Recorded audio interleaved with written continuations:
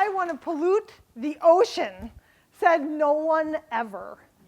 And yet, everything we do seems to be polluting the ocean.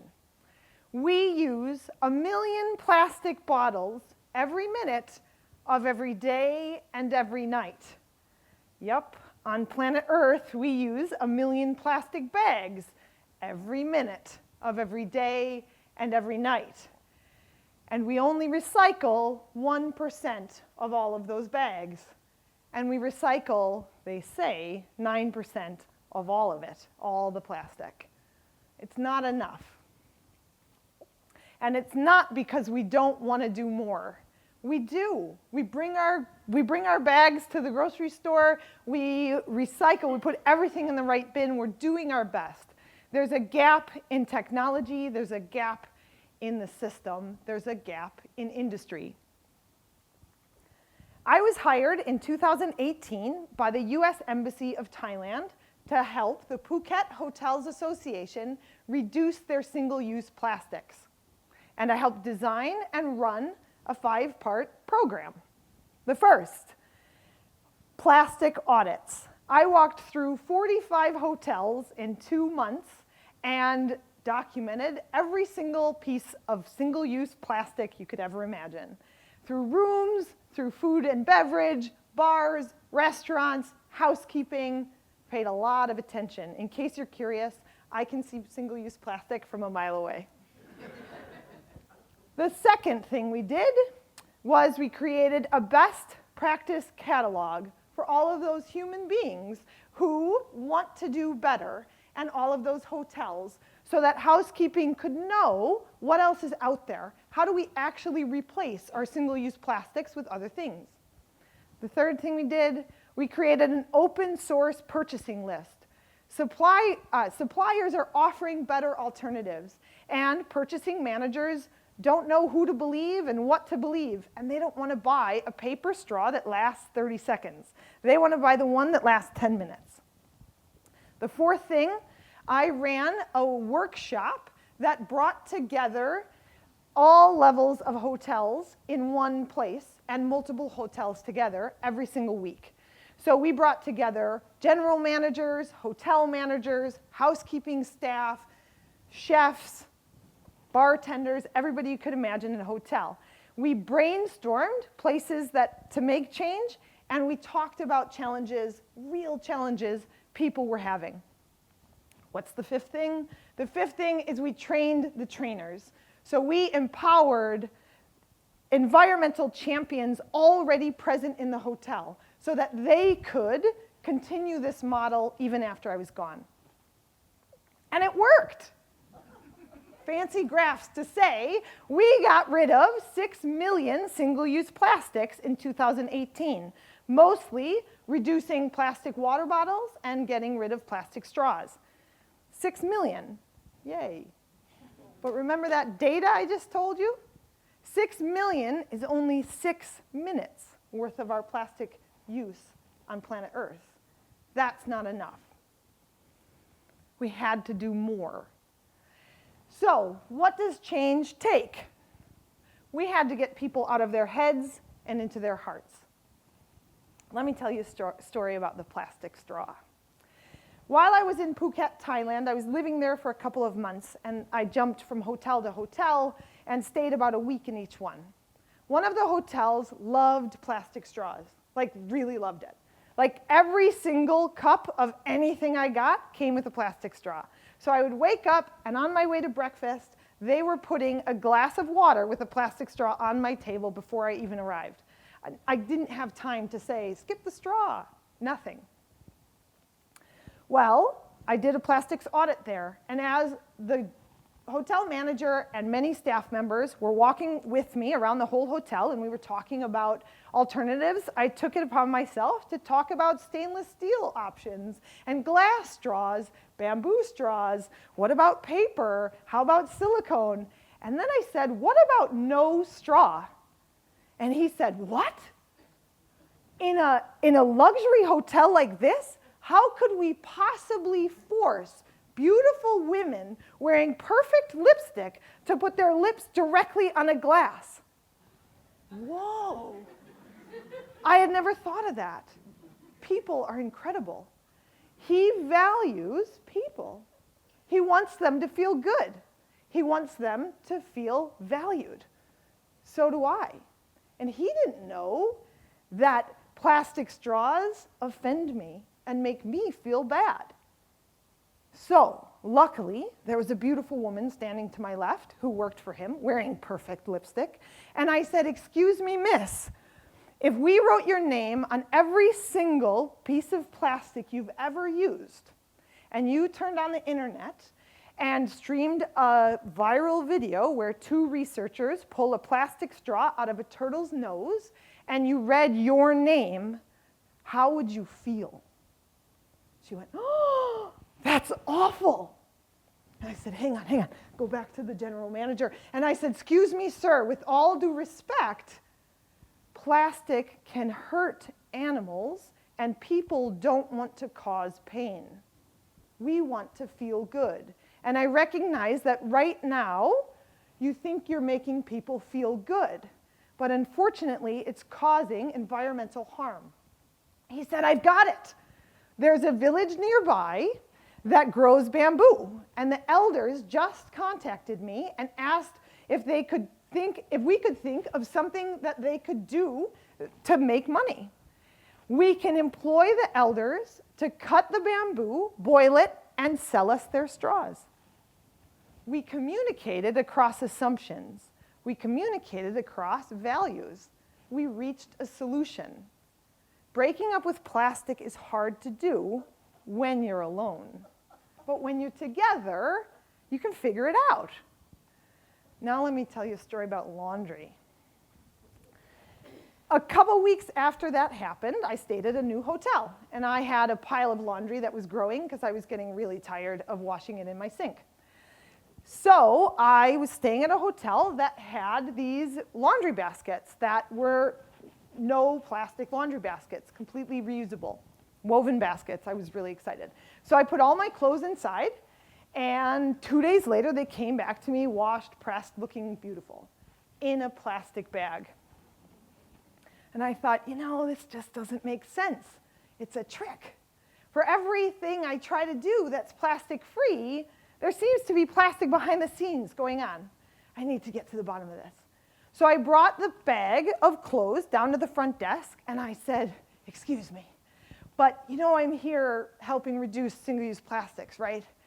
And you have a plastic-free laundry basket in my room, right? And there seems to be a disconnect. How did this come back in plastic?" She said, "That's not the half of it. You put your clothes in that basket. We took them out of the basket, counted them, and put them in a plastic bag and labeled them with your name.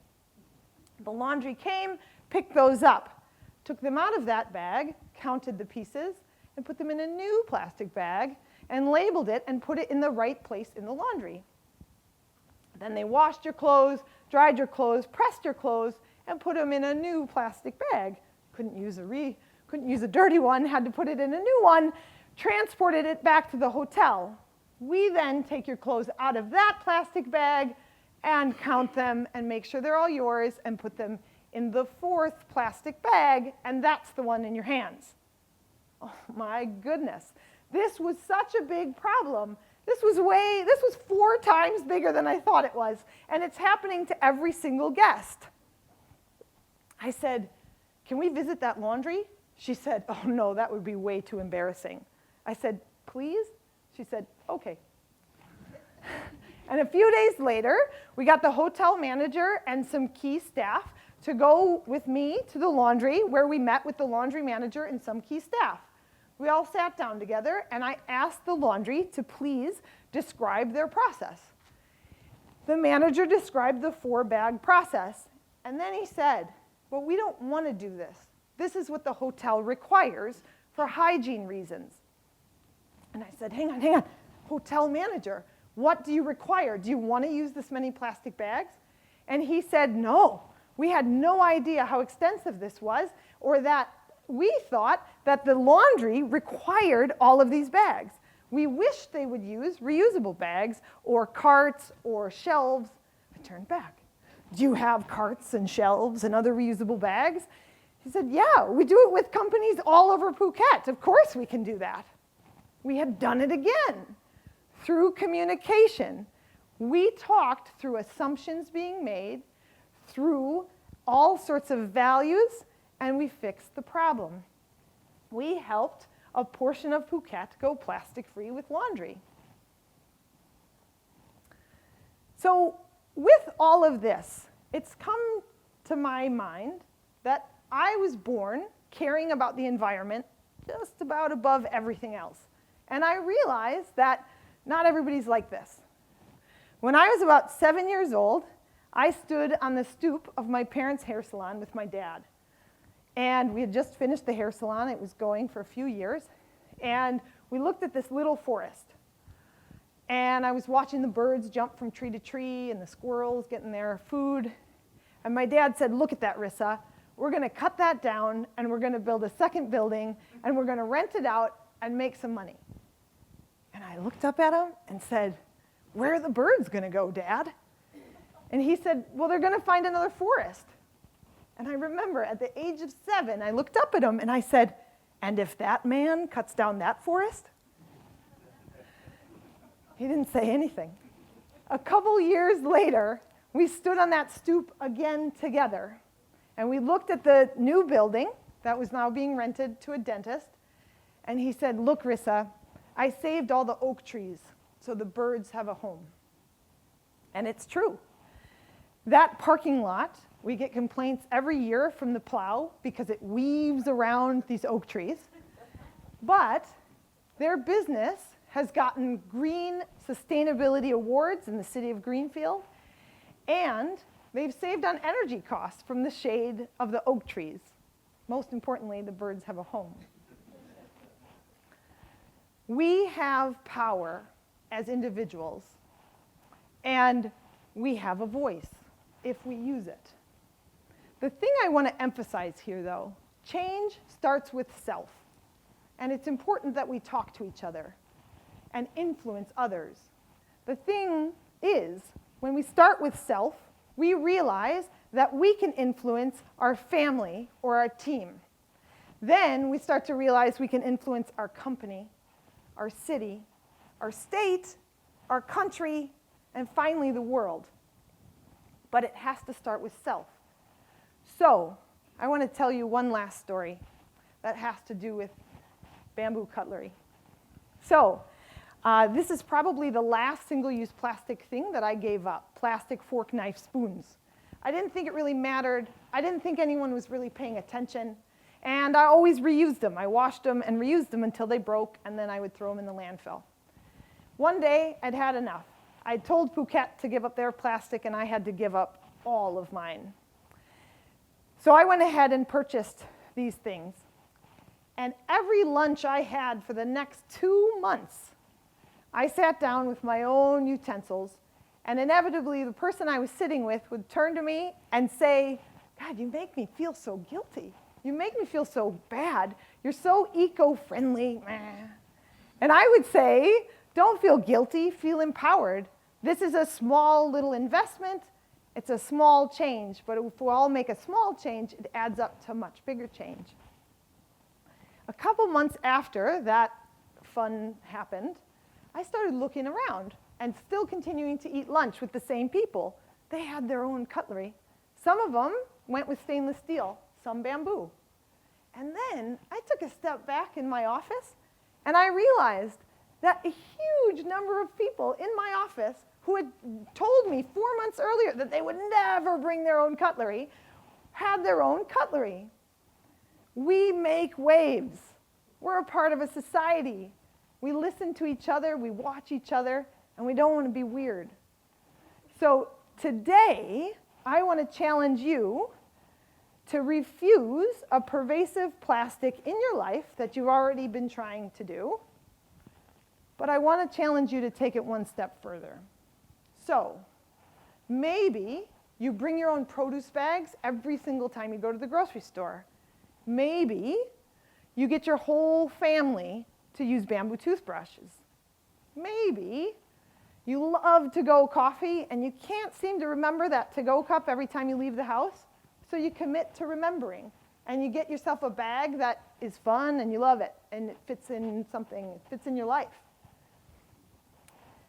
But to remember that it's not just you that you have agency over. You have power over everybody you're connected with. Your actions, your voice, your kindness ripples.